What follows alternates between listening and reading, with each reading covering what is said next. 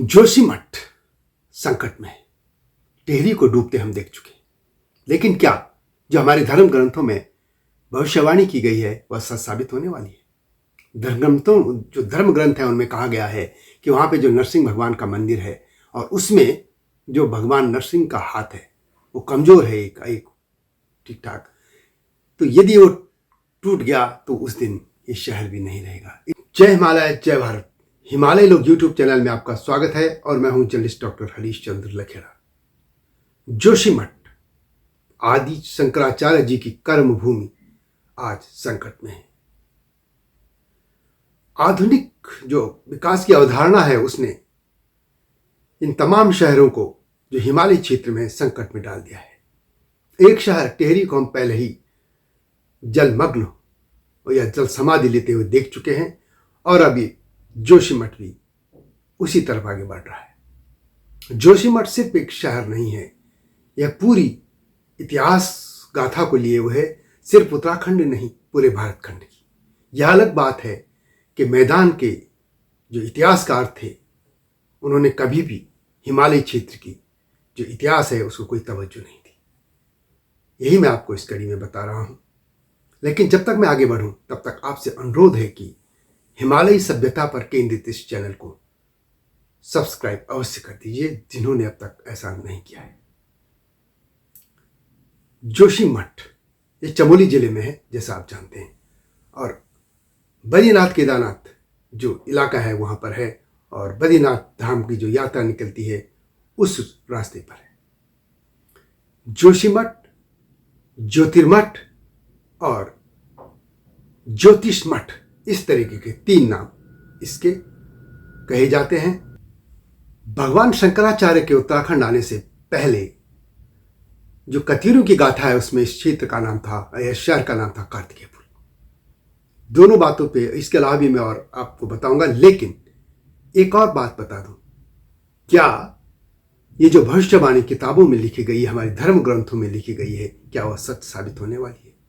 वहां पे जो नरसिंह देव का मंदिर है उनका एक हाथ बहुत कमजोर है और ये कहा गया है ग्रंथों में कि यदि ये हाथ टूट गया तो उस दिन ये जो शहर है इसका भी अस्तित्व मिट जाएगा। कृष्ण राठौड़ ये अपनी पुस्तक गढ़वाल का इतिहास में लिखते हैं कि नरसिंह जी का मंदिर यहाँ सबसे प्रतिष्ठित है और नरसिंह भगवान का जो गाथा है वो एक कतियूर राजवंश से भी जुड़ी है। वो बाद में बताऊंगा, लेकिन पहले मैं जो भविष्यवाणी हुई है वो बता देता हूं और क्या वह सच साबित होने वाली। वो लिखते हैं नरसिंह जी की मूर्ति का एक हाथ बहुत कृश है, मतलब कमजोर है। इसके विषय में जो प्राचीन गाथा है उसमें कहा गया है कि नरसिंह जी का हाथ टूटकर गिर पड़ेगा, तब नर नारायण पर्वत आपस में मिलकर बद्रीनाथ मार्ग अगम्य कर देंगे। आप जानते हो कि नर नारायण मंदिर के ही पास बद्रीनाथ धाम है। एक और बात ये कही गई है कि कुमार संहिता में लिखाया गया कि जब तक विष्णु ज्योति ज्योतिष मठ में विद्यमान है तब तक बद्रीनाथ का मार्ग बंद नहीं होगा, परंतु जब विष्णु ज्योति यहां से उठ जाएगी तब मनुष्यों के लिए बद्रीनाथ का मार्ग अगम्य हो जाएगा, मतलब वे वहां नहीं पहुंच पाएंगे।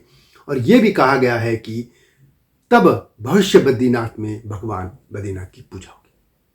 और ये बात भी है कि पहले भगवान नरसिंह के मंदिर में रोजाना 1.5 द्रोण यानी 1 मन यानी 8 सेर जो उसमें होते चावलों का भोग लगता था। यह कथा है। इसके जो संकट आया है क्या इससे जुड़ा है? अब आपको भगवान बद्रीनाथ के जो सानिध्य में ये साथ में जो ज्योतिष मठ है उस बारे में बता लेता हूं। आप जानते हैं कि आदि शंकराचार्य ने 4 मठ बनाए थे, उनकी स्थापना की थी और साधुओं के लिए उन्हें मठामनाएं भी घोषित किया था। और उसके बाद जो सनातन धर्म था, हिंदू धर्म, उन्होंने पुनर्जागरण किया था और बौद्ध धर्म उनके एक ही यात्रा से भारतवर्ष से गायब हो गया। आदि शंकर के 4 शिष्य थे। उन्होंने चारों मठों में 4 अपने जो शिष्य थे उनको उनकी पूजा अर्चना की, जो उन्होंने एक व्यवस्था बनाई थी। उसमें जो उनके तोटकाचार्य थे, उनको जो स्वामी थे तोटकाचार्य, उनको बद्रीनाथ धाम की और ये जो पूरा क्षेत्र है यानी ज्योतिष मठ की पूजा अर्चना की, उन्होंने उनको दायित्व दिया था। इसके अलावा उनके जो 4 शिष्य थे, सुरेशाचार्य, वो जो पूर्व में मंडन मिश्र थे हुए थे, दूसरे से पदम पदाचार्य और एक थे हस्तमालक। तो इस तरह 4 शिष्यों के लिए उन्होंने चारों मठ अलग अलग उन्होंने घोषित कर दिए थे और यहाँ पे थे। इस तरह ये परंपरा कई चलती रही, पूजा होती रही। और ये मठ जो ज्योतिष मठ है, इसको अब बदलते बदलते इसका नाम जोशी मठ हो गया, लेकिन वास्तव में इसका नाम ज्योतिर्मठ था। अब ऐतिहासिक महत्व पर मैं इस जोशी मठ की बात करता हूँ।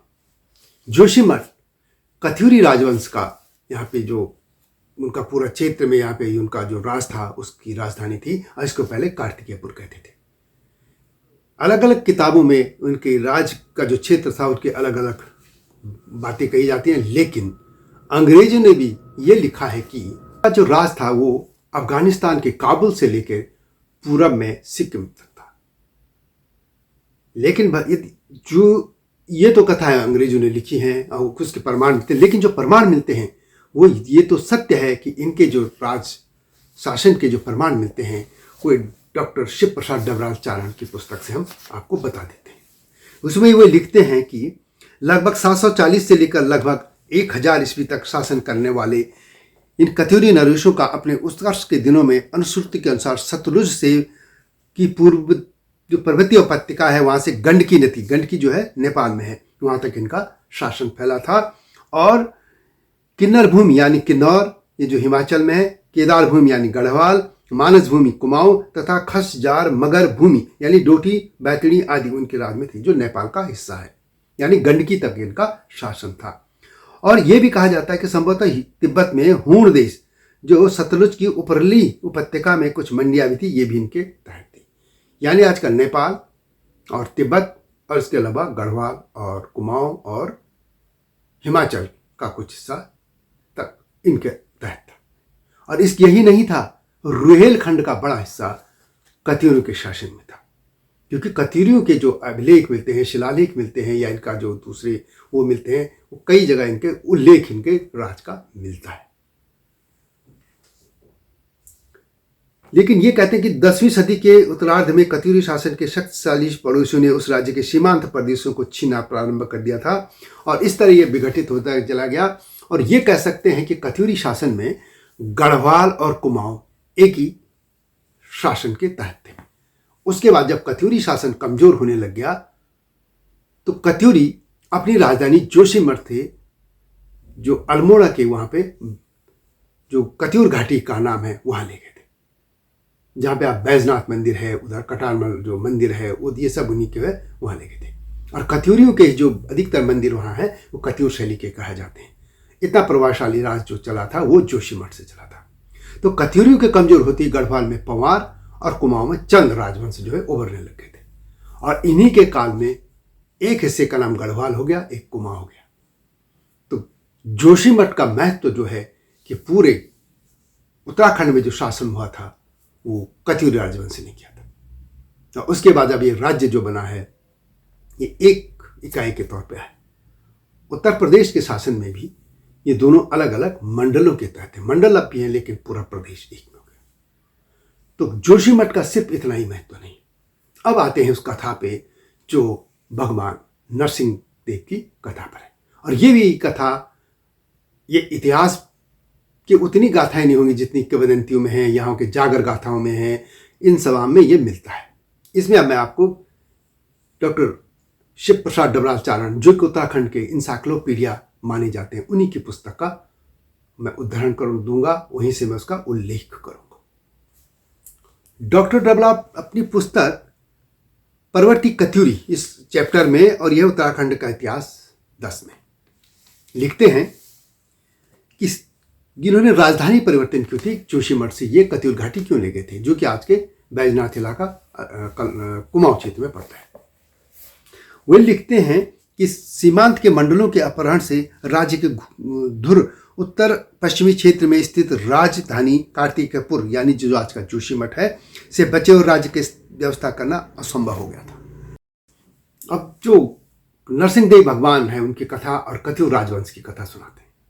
ये कहानी आती है नरसिंह देव जो राजा थे, कथयूर राजा, उनके ज़माने की बात है। एक बार आखेट के लिए गए थे, तो उनके घर में एक साधु आए और उन्हें रानी से भोजन मांगा। रानी ने योगी पुरुष को बिठाया, उनका सम्मान किया और उनके लिए वो भोजन बनाने चली गई।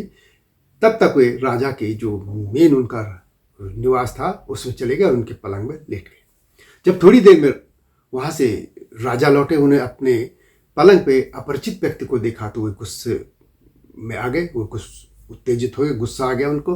उन्होंने अपनी तलवार निकाली और उस पुरुष पे जो लेटे थे उन्होंने उन पे हमला कर दिया, वार कर दिया। उनके हाथ पे घाव हो गया, लेकिन जैसे ही घाव देखा तो उसे खून की जगह दूध निकलने लगा। इससे राजा नरसिंह देव अचंभित हो गए।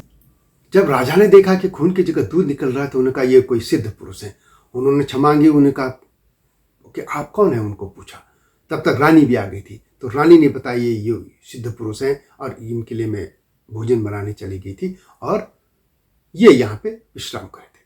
तो राजा ने बड़ी उनको बुलानी हुई, लेकिन भगवान नरसिंह देव थे। उन्होंने कहा कि अब तुम इस पवित्र भूमि में तुमने अपराध किया है, मैं तो तुम्हें कुछ वरदान देने आया था, लेकिन तुम अपनी राजधानी यहाँ से कतियूर घाटी ले जाओ।